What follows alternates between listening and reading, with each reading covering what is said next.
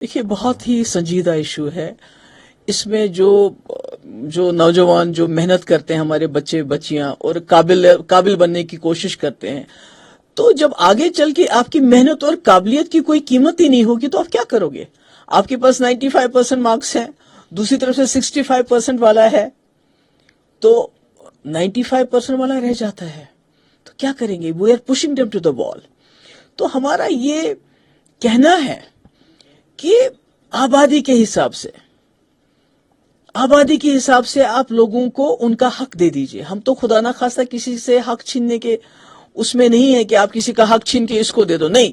جن کی جتنی آبادی ہے ان کو اتنا حصہ ملنا چاہیے. اور یہی کہہ کے نیشنل کانفرنس سے پہلے پارلیمنٹ میں ووٹ لیے کہ ہم یہ پارلیمنٹ میں مسئلہ اٹھائیں گے. آپ دیکھیں ان کے جتنے بھی ممبر پارلیمنٹ ہے، کسی نے پارلیمنٹ میں اس کے بارے میں بات نہیں کی.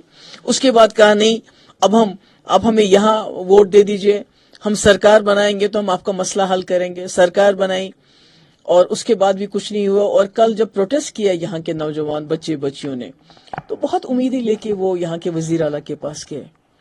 تو انہوں نے کیا کہا؟ انہوں نے کہا 6 مہینے انتظار کرو. کیوں؟ کیونکہ کورٹ کا ڈیسیجن تب تک آ جائے گا. تو اگر 50 سیٹیں لینے کے بعد 3 ممبر پارلیمنٹ ہونے کے بعد لوگوں کو پروٹیسٹ کرنا، اور پروٹیسٹ کے بعد آپ ان کو بولیں گے 6 مہینے انتظار کرو تاکہ کورٹ کا فیصلہ آ جائے، تو پھر آپ نے کیا کرنا ہے؟ تو میں تو سمجھتی تھی کم سے کم وزیر اعلیٰ صاحب جو ہمارے پوسٹ گریجویشن میں ریزرویشن ہے، جو نیٹ کے ایگزام ہوتے ہیں، کمپٹیٹیو ایگزامز ہوتے ہیں، جس طرح میں نے 2018 میں SRO 49 لایا تھا اور 75% ریزرویشن اوپن میرٹ کے لیے رکھی تھی. اس کا ریزن کیا ہو سکتا ہے جو یہ فیصلہ لیا گیا ہے؟ مطلب کس کا؟ کیا مقصد ہو سکتا ہے اس کا؟ نہیں، میں کہتی ہوں دیکھیے نا کہ آپ ایک بہت بڑی آبادی کو، 70% آبادی کو you are pushing them to the وال.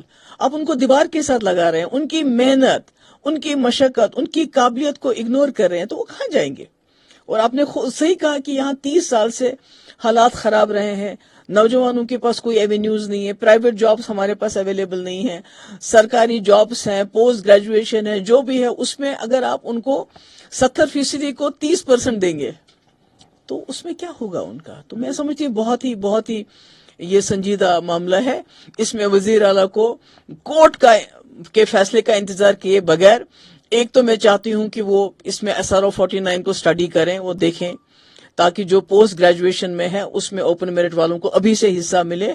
اور دوسرا یہ جو ریکروٹمنٹ ہو رہی ہے، دیکھیں 6 مہینے تک ہزاروں لوگوں کی ریکروٹمنٹ ہو جائے گی، جس میں ہمارے لوگوں کا جو یہ اوپن میرٹ کے لوگ ہیں ان کا حصہ جو ہے وہ بالکل نہ ہونے کے برابر ہے. تو پھر کیا فائدہ ہے؟ میڈم اس کی جو نظر ثانی ہے وہ کون کرے گا؟ لوگ چیف منسٹر کے پاس جائیں یا گورنر کے پاس جائیں؟ نہیں، یہ تو دیکھیے نا، وزیر اعلیٰ کے ہاتھ میں سب کچھ، وزیر اعلیٰ کے ہاتھ میں سب کچھ ہے. جس کے پاس 50 MLA ہوں، میرے پاس تو 50 نہیں تھے، میرے پاس تو 28 تھے. میں تو BJP کے ساتھ سرکار بنا رہی تھی، پر اس کے بعد بھی میں نے جرت کی، میں نے اس وقت SRO 49 لایا اور 75% میں نے اوپن کیٹیگری کو دے دیا.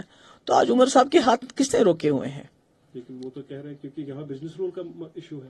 نہیں، یہ تو دیکھیے نا، کہنے کو تو بہت کچھ کہہ سکتے ہیں، تو میں سمجھتی ہوں کہ اگر ایک وزیر اعلیٰ 50 ممبر ہونے کے باوجود، 3 ممبر پارلیمنٹ ہونے کے باوجود بھی مطلب لوگوں کو ریلیف نہیں دے سکتے ہیں، لوگوں کو ان کا حق نہیں دے سکتے ہیں، تو پھر کیا فائدہ ہے؟ Thank you. اضافہ کروں گا کیونکہ جب ریزرویشن پر ہمارا CM کچھ نہیں کر سکتا ہے، پھر اسٹیٹوٹ ہمارا کہاں بھی ہے؟ دیکھیے میں سمجھتی ہوں اس وقت جو حالات ہیں جموں کشمیر کے، جس طرح ہمارے نوجوان اس سردی میں ٹھٹرتے چلے کلان میں سڑکوں پہ بے بس اور بے کس گھوم رہے، تو میں سمجھتی ہوں کہ ہر چیز سے زیادہ پریورٹی اس وقت اس ریزرویشن کو ریشنلائز کرنے کی ہونی چاہیے، اور وزیر اعلیٰ کو کورٹ کا انتظار کیے بغیر اس مسئلے کو حل کرنا چاہیے. رولا صاحب نے جو کل پروٹیسٹ کیا تھا وہ بھی ایک الگ کہانی بتاتا ہے.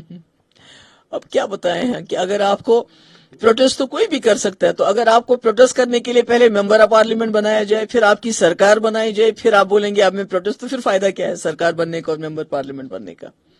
میں سمجھتی ہوں کہ یہ سرکار کا کام پروٹیسٹ کا نہیں ہوتا ہے، ان کا کام ہوتا ہے ڈیسیجن لینے کا، جو عمر صاحب کو لینا چاہیے.